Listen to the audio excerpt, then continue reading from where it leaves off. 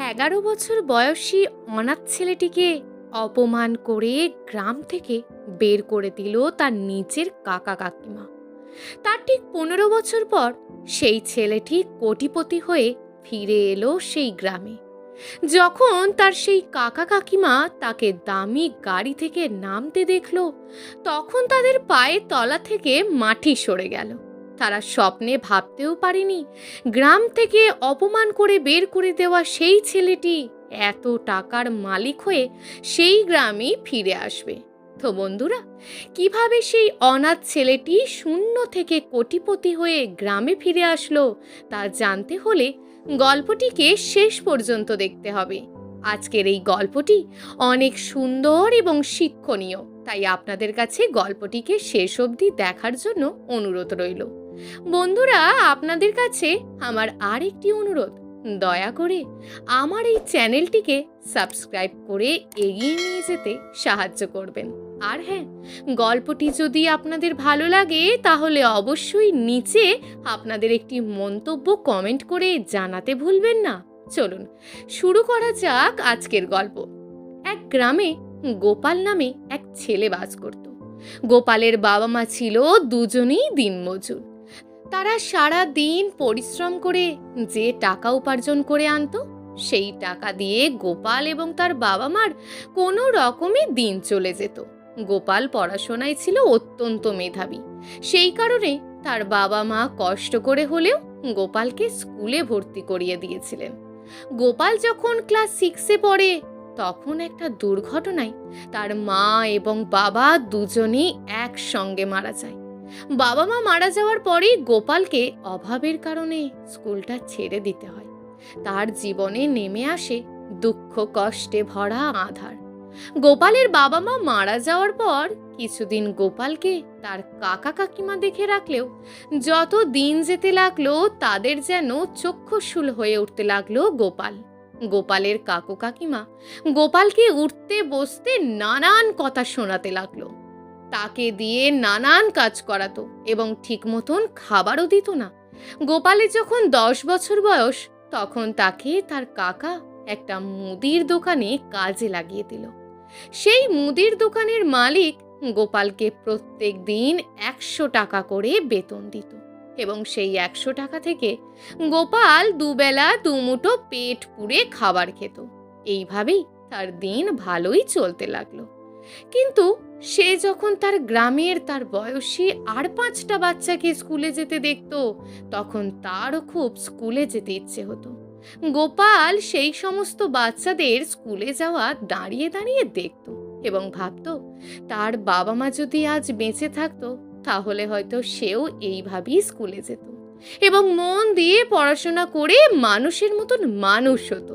এইসব ভাবতে ভাবতে গোপালের চোখ দিয়ে জল গড়িয়ে পড়ত। গোপাল ওই ছোট্ট বয়সেই ধীরে ধীরে বুঝতে পারল যে তাকে বাঁচতে হলে সংগ্রাম করেই বাঁচতে হবে। তাই সে আর সেই সব কথা ভেবে দুঃখ পেত না। গোপাল সারাদিন সেই মুদির দোকানে অক্লান্ত পরিশ্রম করত এবং রাত্রিতে সেই টাকা দিয়ে খাবার খেয়ে তার মতো করে ঘুমিয়ে পড়ত। এভাবেই তার দিন ভালোই কাটছিল। গোপালের বাবার সম্পত্তি বলতে তেমন কিছুই ছিল না। তাদের শুধু একটা ভিটে বাড়ি ছিল এবং একটা ছোট্ট পুকুর ছিল।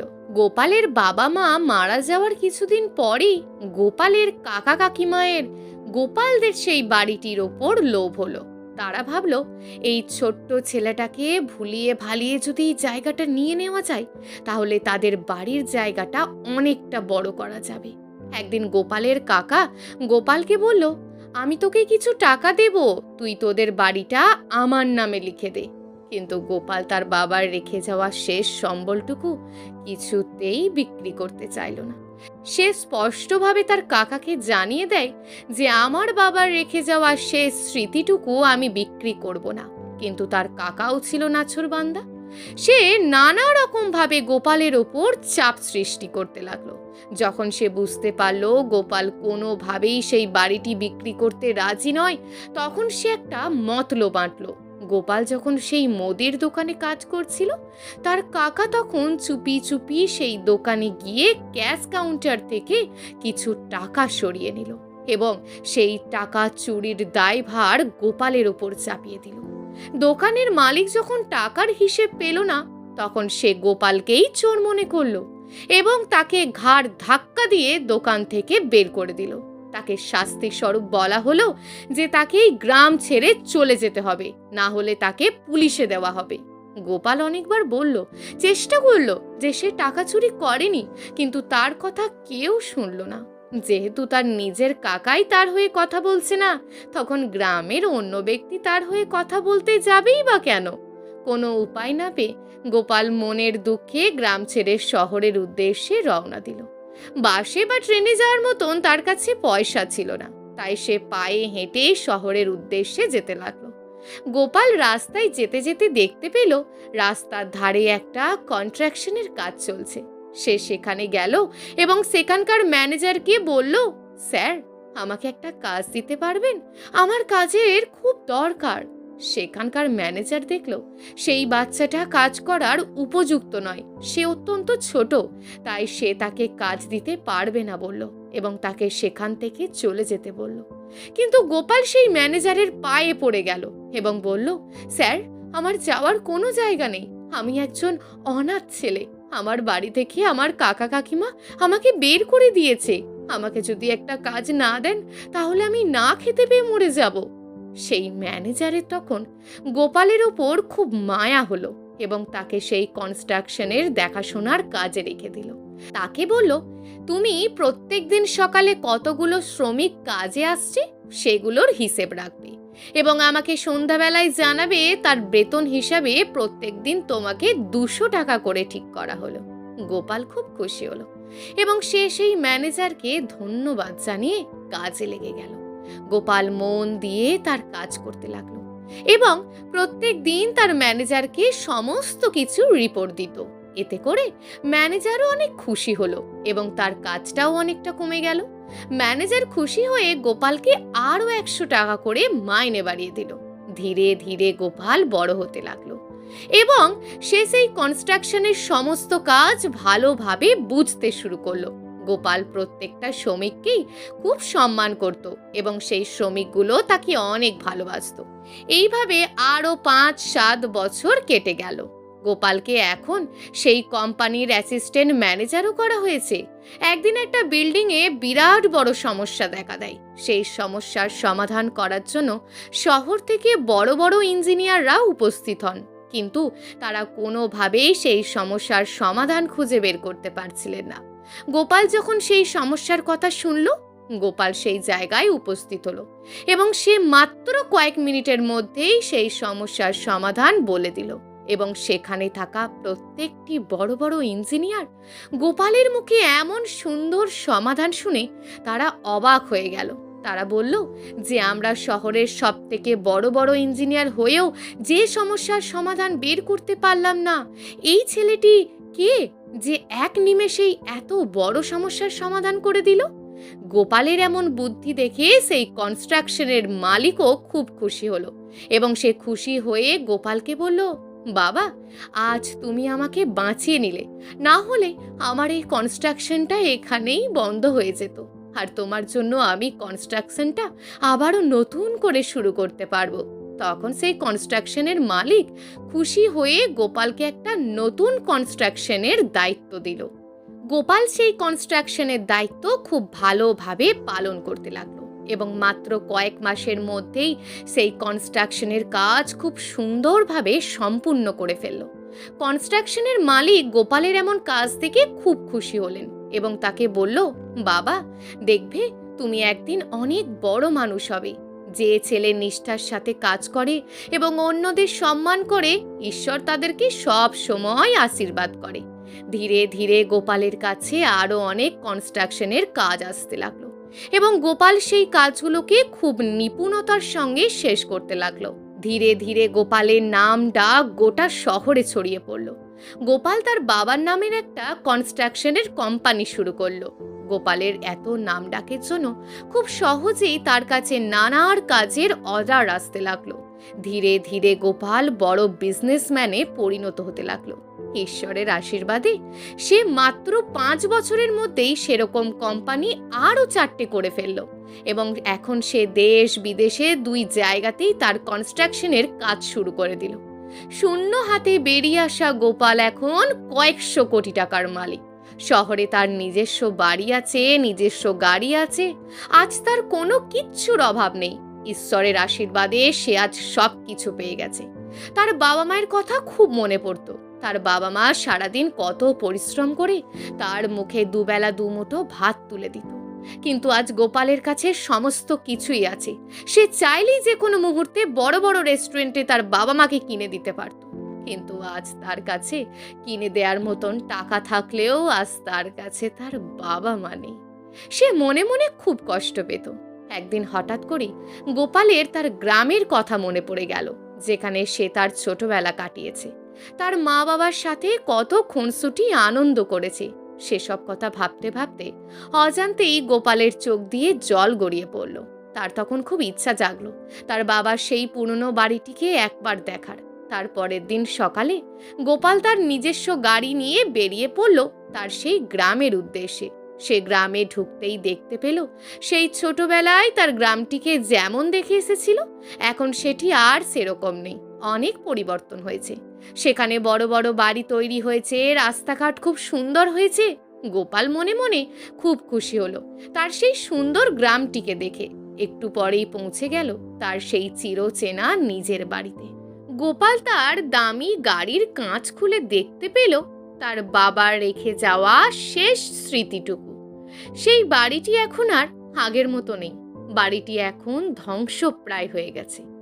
বাড়িটির দিকে তাকিয়ে গোপালের চোখ বেয়ে দুফোঁটা জল গড়িয়ে পড়ল। তার ফেলে আসা ছোটবেলার কথা মনে পড়তে লাগলো। গোপাল তার ছোটবেলার স্মৃতিতে অতুল গভীরে তলিয়ে গেল। তার ঘোর ভাঙল কারোর ডাকে। সে দেখল একজন লোক পিছন থেকে বলছে, আরে মশাই, গাড়িটি সরান, আমার জায়গার সামনে আপনি গাড়ি কেন রেখেছেন? ঠিক তখনই গোপাল গাড়ির দরজা খুলে বাইরে বের হলো।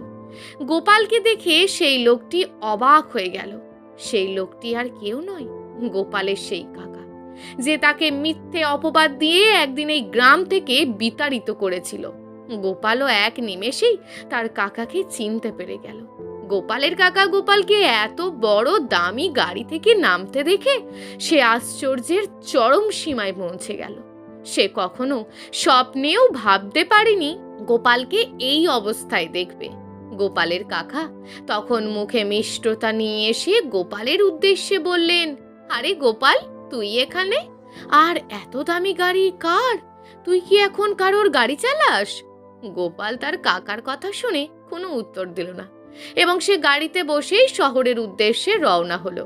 ঠিক তার 5 দিন পর গোপাল আবারও তার সেই পুরনো গ্রামে ফিরে আসলো।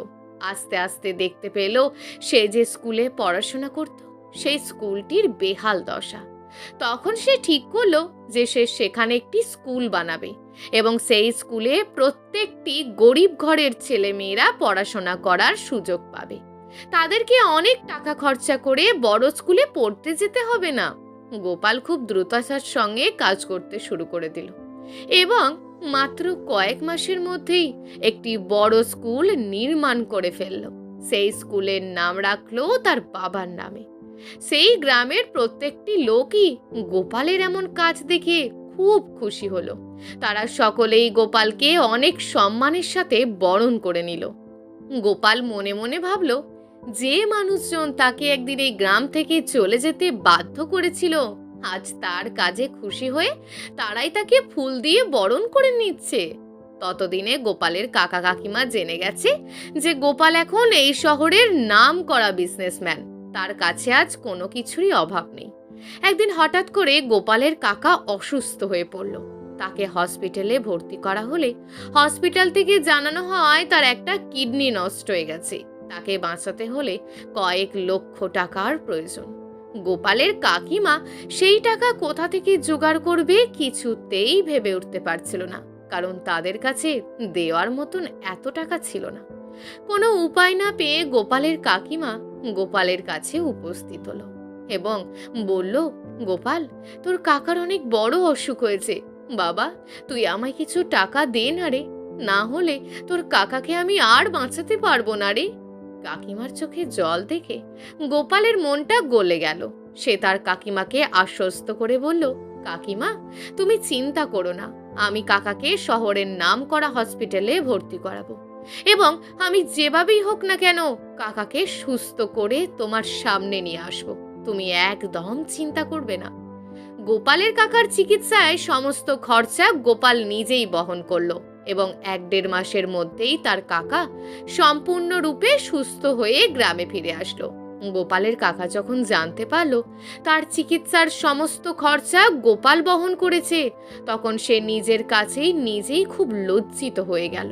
সে মনে মনে ভাবল, চুরির মিথ্যা অপবাদ দিয়ে সে সেই ছোট্ট গোপালকে গ্রামছাড়া করেছিল, আর সেই গোপালই কিনা তার চিকিৎসার সমস্ত খরচা দিল। সে ডুকরে ডুকরে কাঁদতে লাগলো। গোপালের করা স্কুলটি উদ্বোধনের দিন গোপাল যখন সেই জায়গায় উপস্থিত হলেন, গোপালের কাকা তখন গোপালের পায়ে পড়ে গেল এবং বলল, বাবা গোপাল, তুই আমায় ক্ষমা করে দিস। আমি তোর নামে মিথ্যে অপবাদ দিয়ে তোকে গ্রাম ছাড়া করিয়েছিলাম। আজ আমি গোটা গ্রামের সামনে স্বীকার করছি, সেদিনকে চুরির পিছনে তোর কোনো হাত ছিল না। আমি লোভে পড়ে তোর সাথে অন্যায় করেছি, তার জন্য তুই আমায় যা শাস্তি দিবি আমি মাথা পেতে নেব। দয়া করে বাবা তুই আমায় ক্ষমা করে দে। সেখানে থাকা সমস্ত লোকই গোপালের কাকার এমন কথা শুনে খুব লজ্জিত অনুভব করলো, কারণ তারাও কোনো খোঁজ খবর না নিয়েই গোপালকে গ্রাম ছাড়া করেছিল। গোপাল তার কাকাকে পায়ের থেকে তুলে বুকে জড়িয়ে নিল এবং বলল, কি করছো কাকা? আমি তোমার ছেলের মতন, আমার স্থান তোমার পায়ে, তোমার স্থান কখনোই আমার পায়ে হতে পারে না। কাকা, আমি সেসব কথা কিছুই মনে রাখিনি। আমি এটা মনে করি ঈশ্বর হয়তো ভালো কিছুই চেয়েছিলেন, তাই হয়তো আমার সাথে এমন ঘটেছিল। আজ দেখো না, সেদিন যদি আমি এই গ্রাম ছেড়ে চলে না যেতাম তাহলে হয়তো কখনোই আমি আজ এই রকম জায়গাতে আসতে পারতাম না। তাই আমি মনে করি ঈশ্বর যা করেন সব কিছু আমাদের ভালোর জন্যই করেন। হয়তো তোমার হাত ধরে ঈশ্বর আমাকে সফলতার পথ দেখিয়েছিলেন, তাই হয়তো আমি আজ এই জায়গায়। বন্ধুরা, সফলতা কখনো একদিনে আসে না। সফল হতে গেলে মানুষকে অনেক কঠোর পরিশ্রম করতে হয়। যতই বাধা বিপত্তি আসুক না কেন, সব কিছুকে পেছনে ফেলে এগিয়ে যাওয়ার নামই হলো জীবন। আর যারা এই জীবন সংগ্রামে এগিয়ে যেতে পারে তারাই জীবনে সফলতা অর্জন করতে পারে। আজ তারই জলজ্যান্ত উদাহরণ হলো গোপাল। সে তার নিষ্ঠতা এবং অক্লান্ত পরিশ্রম করে আজ সে শহরের নামকরা বিজনেসম্যান। আসলে সংগ্রামের অপর নামই হলো জীবন। আমাদের প্রত্যেককেই সংগ্রাম করেই বেঁচে থাকতে হয়, তাই সংগ্রামে হেরে না গিয়ে, পিছিয়ে না গিয়ে এগিয়ে যাওয়াটাই হলো আসল বীরের কাজ। বন্ধুরা, এই গল্পটি যদি আপনারা শেষ পর্যন্ত শুনে থাকেন তাহলে অবশ্যই নিচে আপনাদের একটি মন্তব্য কমেন্ট বক্সে লিখতে ভুলবেন না।